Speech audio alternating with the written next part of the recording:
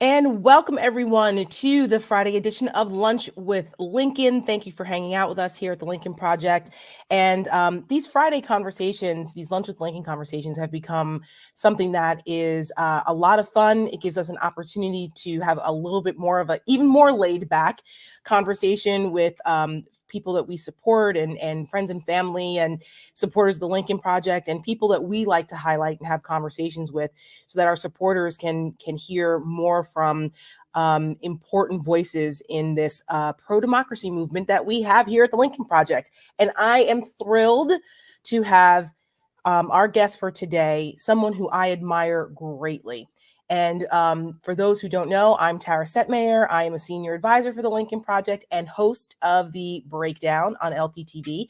We are on a little bit of a hiatus, taking a little bit of a break for the rest of the summer, like most people in Washington do. It's like tumbleweed here in Washington in August, but we are on hiatus until September. So in the meantime, we wanted to pop in. Rick was on Monday. Here I am today, and pop in and say hi to everyone, talk a little bit about what's going on because there's still news happening, and to bring on someone that I'm thrilled, like just absolutely thrilled, and who I admire greatly as our guest today, retired Army Lieutenant Colonel Alexander Vindman.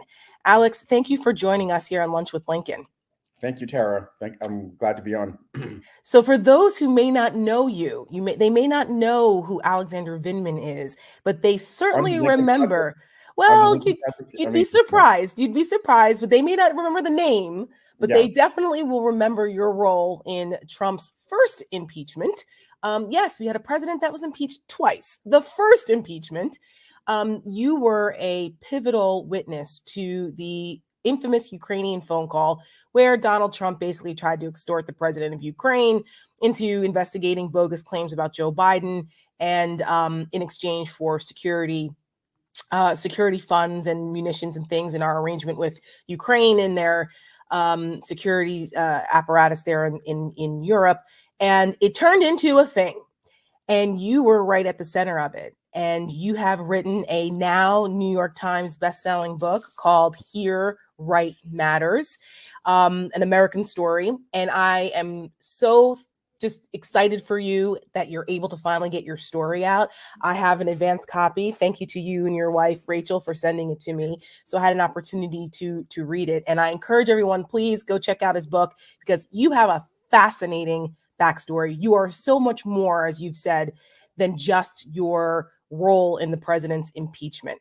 Let's talk a little bit about that, and then we're going to talk a little more about, and we're going to take questions. So if you guys have questions for Alex, please send them in, tweet us, and our production crew will pull them, and we can ask Alex some questions, which I'm sure lots of people have questions for you. So send them in to us.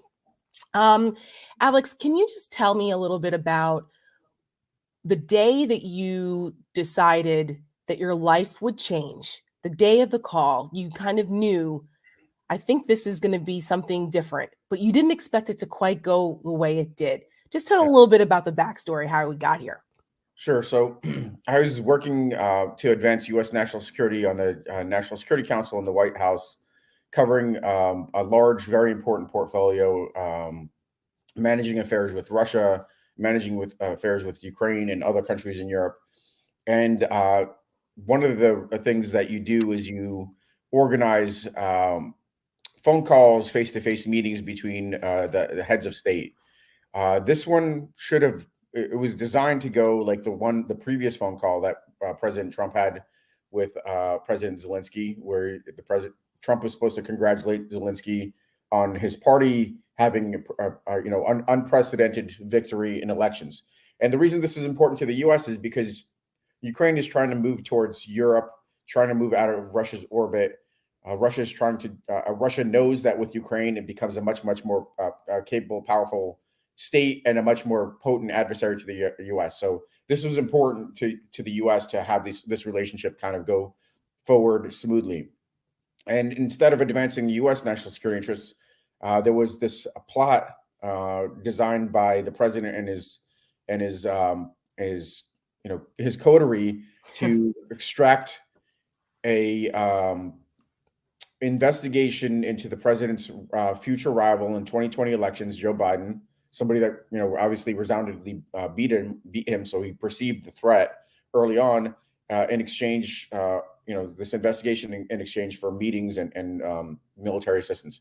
And up until that moment, I thought it was just, kind of evildoers, almost kind of comic book villains, Right. trying to plot against U.S. interests, but at the same time ingratiate themselves with the president. On that phone call, it became absolutely clear, frankly, that it was the president that was the driving force.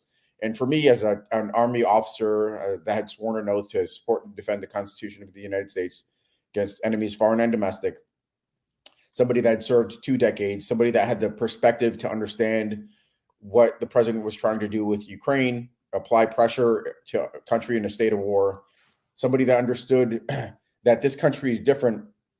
It was just not something I was going to tolerate. The president is not above the law, although seemingly he seems to get away with a lot with his partisan followers. But that's not the way I see this country. Not the way I saw this country, and not the way I see this country moving forward, where somebody could act, above the law and without consequence.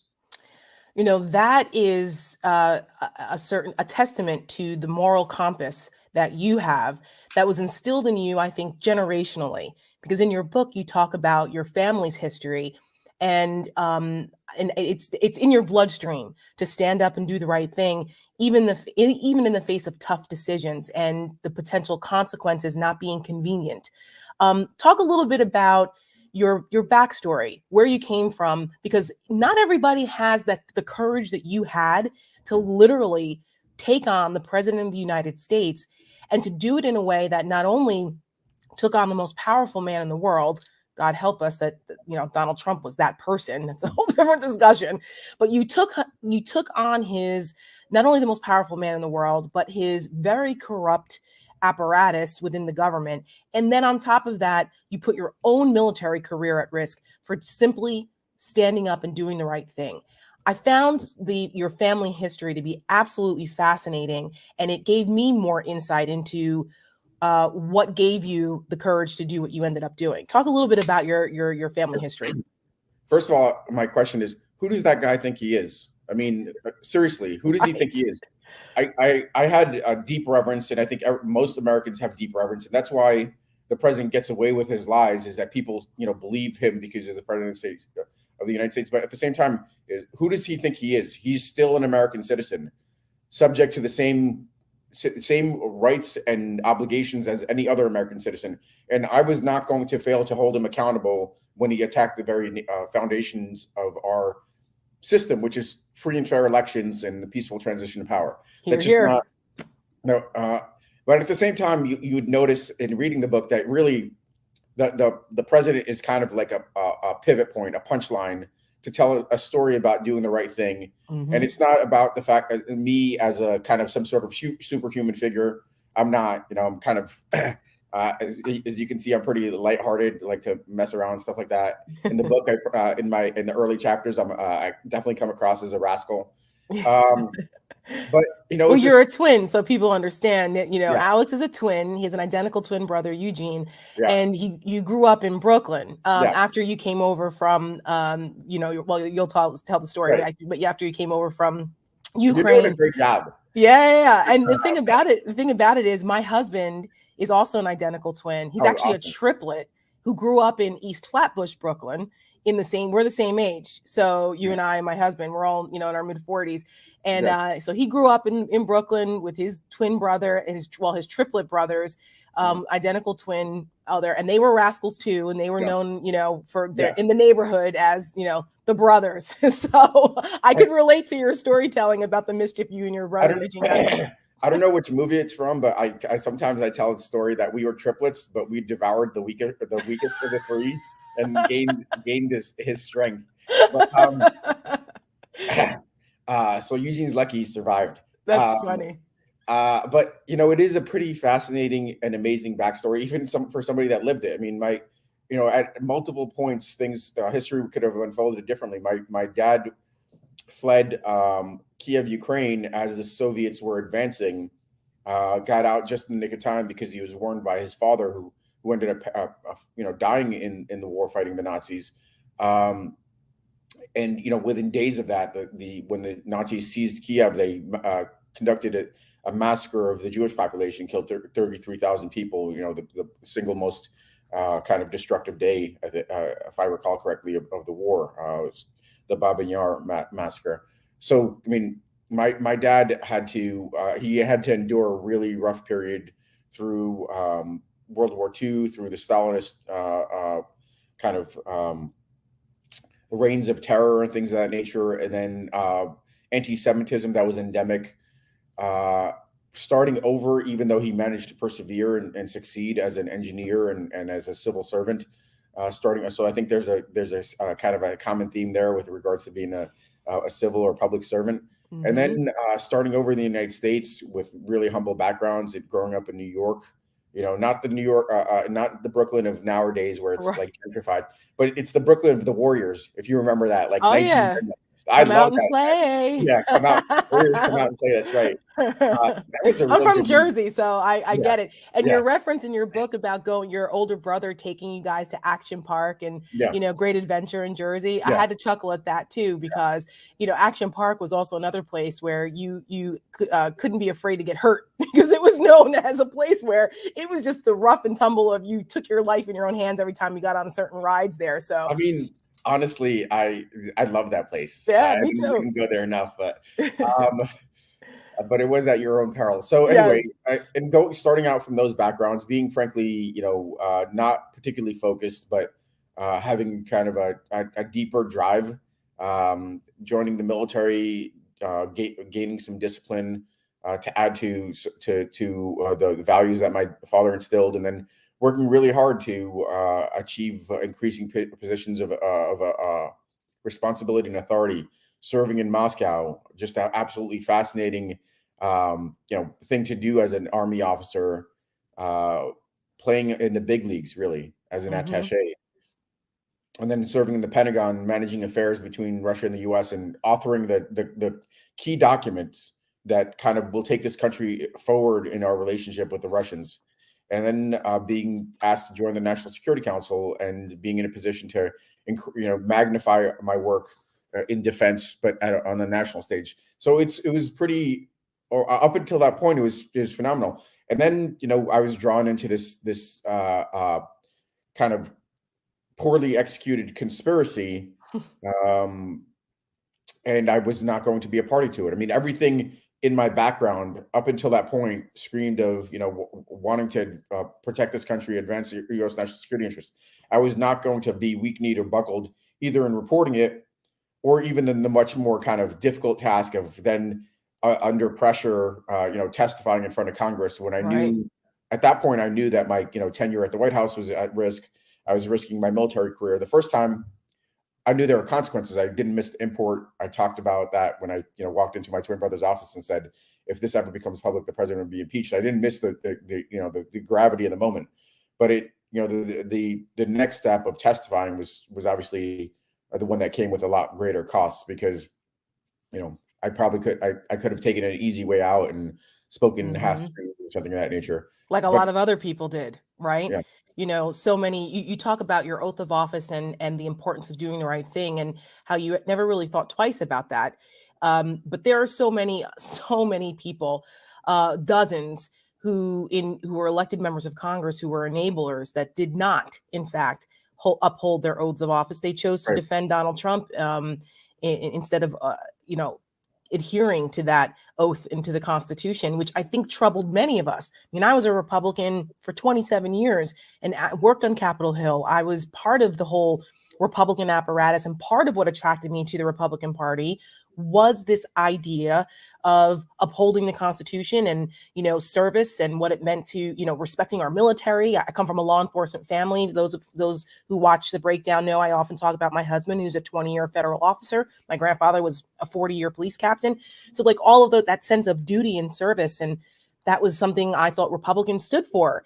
Yeah. And to watch that all fall apart for Donald freaking Trump of all people was just, it was disheartening for me. So I can't even imagine what it was like for you in the position that you were in, even to the point where, some of your colleagues and family members said that you were naive to the political consequences, or some of your idealism about what America represented may have been naivety, a little bit of naivety on your part. And you talk about how you kind of worked through that as your idealism got a little more jaded as you saw kind of what happened to you.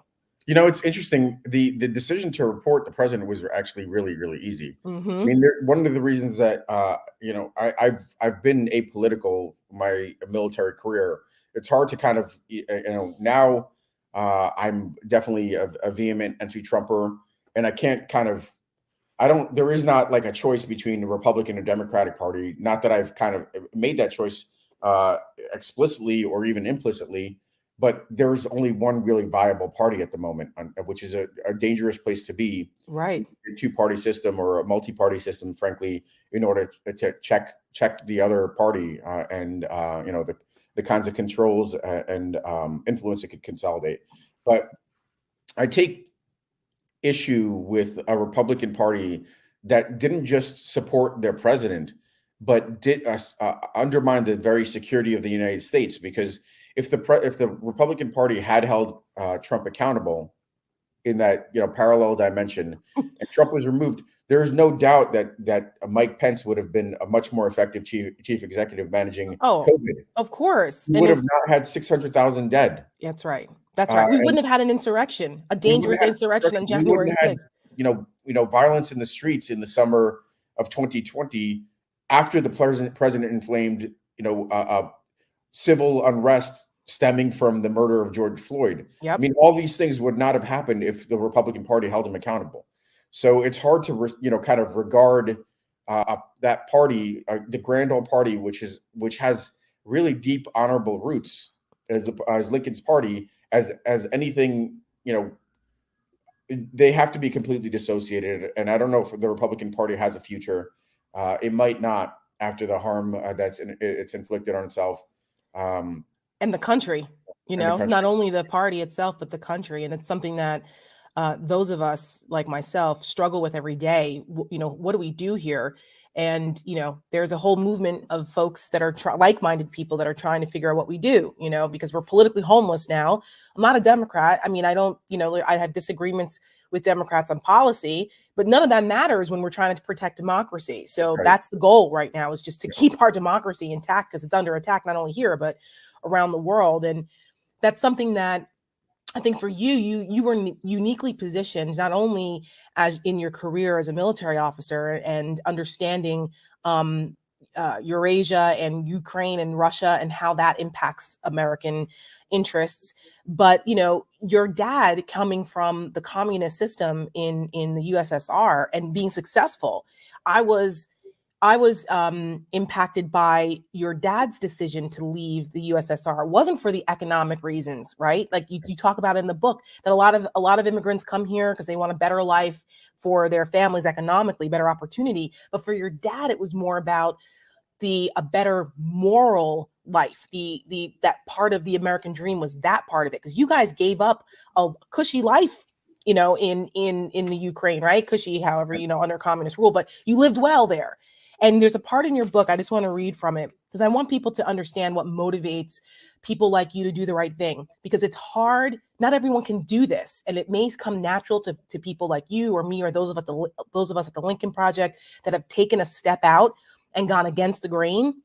So we've all paid consequences for it, but in different magnitudes, obviously. But there's a part in your book that I think encompasses why you did what you did.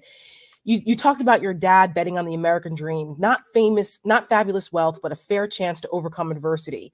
He had the family history to back that bet.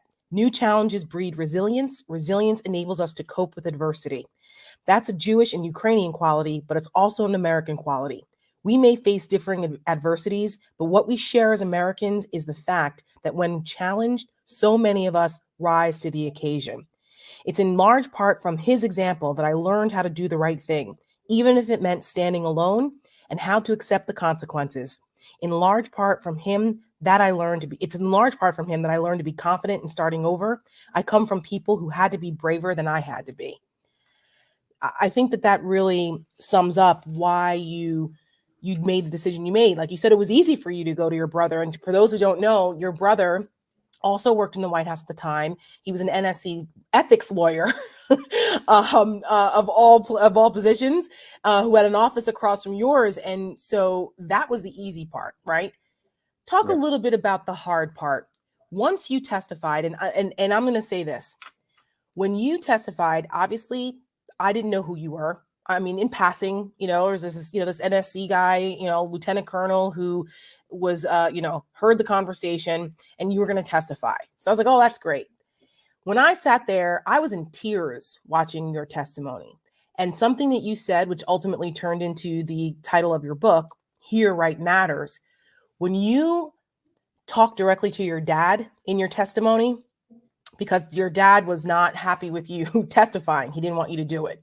And I know in your book, and I'm not going to give it all away, folks need to read it to find out kind of what that conflict was about and how you handled it. But when you spoke directly to your dad, and even now I kind of get chills about it, because reading your book, I understand even more the significance of that part of your testimony. But when you talked about that you would be okay, and because in America, here, right matters, that has stayed with me ever since you said it. And even saying it now, I well up, because did you know at the time that little phrase would impact so many Americans in such a profound way? Like it's my Twitter banner. Like before I ever knew you were writing a book, or that you and I would ever, have an interview, before I became, social media buddies with your wife, that is something that I have instilled in many of my speeches, in my, day to day, because it continues to motivate even me to continue the fight. Did you know that it would have that profound impact on folks? You and Lawrence Tribe actually for a long time shared that Twitter banner, but I I'm in didn't. good company. Yeah, Smart guy. didn't. Yeah, he's pretty amazing, but I did not. I was asked a question about why I thought it was proper, appropriate, okay to testify against Donald Trump, and I just kind of laid out the case in my mind. That this country is different, and in this country here right matters, and it's interesting that I've had to reflect on that phrase multiple times, because I hadn't, I didn't know if I fully understood the significance of what I was saying. It just kind of came together, and it matters because many millions of Americans have made it matter over America's history. They've committed themselves to the values and ethics of the United States. They've shared in the sacrifice to keep this country strong through some enormous challenges, civil wars, world wars, massive internal upheavals through civil rights. And we've progressively made it matter, and slowly but surely improved this country. That's hard to kind of sense in this moment, in this fog of war that we're in right now. But we have, and this country has progressed and become stronger and better. I think even in this very, very difficult moment that we're in right now, we will emerge a stronger. I believe we will emerge a stronger country. It's a difficult thing to do, but we have to make it matter in the United States. Arnold Schwarzenegger, I did a book talk with him in LA, and he made a comment that's created an enormous amount of controversy. He said, screw your freedoms. But he said that in the context, it's been taken out of context, but he said that in the context of, with freedoms come responsibility. You need to wear a mask. You need to protect your fellow citizens. We all need to share sacrifice in order to keep this country strong. And he's being vilified for it. So I apologize, Arnold, that we did that book talk, and now you're taking some heat. And he wrote a beautiful piece in the Atlantic that's out this morning. I encourage folks to read. But the right, had considered him an icon as a Republican governor in California, as the kind of the image of an American man, a self-made man, an American-made man, as he likes to refer to himself. Right. They're attacking him also, and I think it's just kind of the far right press, which in this case includes Fox News, even Fox News, OANN, all these fringe networks are attacking him, and they see profit in it. They see profit in division, and Arnold and I see profit in unity. But with me, there's a little bit of a pivot because I've seen the weaknesses firsthand and the damage that the Trump administration has done. I see profit in unity through accountability. So Yes. we need to deal with the issues that have been left unresolved from the previous administration, those attacks on our democracy, and then come together to face the next series of challenges in the 21st century. And I think that's the key word. It's accountability, right? There was such a lack of accountability for so much of what happened under Trump that it was completely out of hand. And that's what led to him being impeached not once but twice. And he should have been removed, as we all Yeah, know. amazing. But holding our elected officials accountable and holding people in power accountable for wrongdoing is one of the hallmarks of a successful democracy also, because they ultimately answer to us. So that's why it's so important for people to stay in this fight and to do the right thing. And it's not always easy. We have about 4 minutes left or so, and I saw a question from someone that wanted to know what happened to your promotion. How come you had to leave the military, and did you ever get promoted? I didn't get promoted. What ended up happening is that the military is a conservative institution, not like politically conservative, but conservative in that it's slow to change, very kind of cautious and risk averse, which is a strange thing to say about an institution that's geared around warfighting. Right. But in my case, they did not want to be at odds with the president, so they held up my promotion for many, many months, and they didn't actually grant it until my retirement was approved. And along the way, they ran investigations at the behest of the president and the White House. And really, most importantly, frankly, of all that, is they just remained silent at a moment when I couldn't defend myself because I was in uniform. I couldn't punch back. So, it's pretty amazing.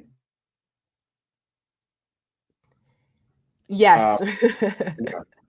No, So it's amazing that because they literally retaliated against you. They waited a little bit until a couple months after everyone was waiting for the hammer to drop, and you were basically walked out of the White House. And it also impacted your brother, who didn't do anything wrong either. Neither one of you did anything wrong, and yet you both paid a price for standing up to do the right thing. And I suspect that you would do it all again. Do you have any small price to regrets? pay. I think that's a small price to pay for making what I believe it was a contribution to the defense of this nation, and that's something that I could live with. I'm still dealing with the consequences, frankly. I'm still trying to figure out exactly what I want to do. Although I'm doing interesting things, working on a doctorate, working at a think tank, all sorts of working on a non-governmental organization, the Renewed Democracy Initiative. So Mhm. I have, but these were big as a result of hard work. Whistleblowers don't typically, I guess, recover, or it's a difficult, bumpy road for them. So It I, can be. yeah. It can be. What keeps you up at night? Knowing what you know about this past administration, what's happening in the world, what keeps you up at night right now? What the biggest concern for me are political actors that see that have an oath to defend this country, but see merit in attacking its country and demonizing it. Tucker Carlson that goes to Hungary to see Viktor Orban and tout an authoritarian system. These are these are influential voices for whatever reason, and they see profit in harming this country, and that's where I see some risk. Well, as we say here at the Lincoln Project, even though Joe Biden won the election, it was a split decision. Trump may have lost, but Trumpism is still alive and well. And it's not only a national problem, it's a state and local problem, and it's an international problem. This authoritarian creep that we're seeing in Western democracies is something we have to keep an eye on, which means we have to keep fighting. And we appreciate voices like yours, Alex. You are a fascinating guy. I adore your wife. You come from a family of tough women also, and you married a tough chick, and I Yeah. respect her for it. I think she's great. She is an unsung hero in all of this. So please give my best to Rachel. And I want everyone again to check out Alex's book. It's called Here, Right Matters, An American Story.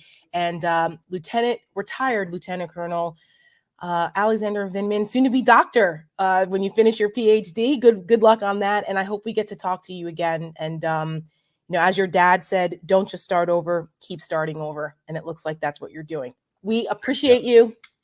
You're a hero, my friend. Pleasure. I look forward to the next time. Thanks. Thanks, Alex.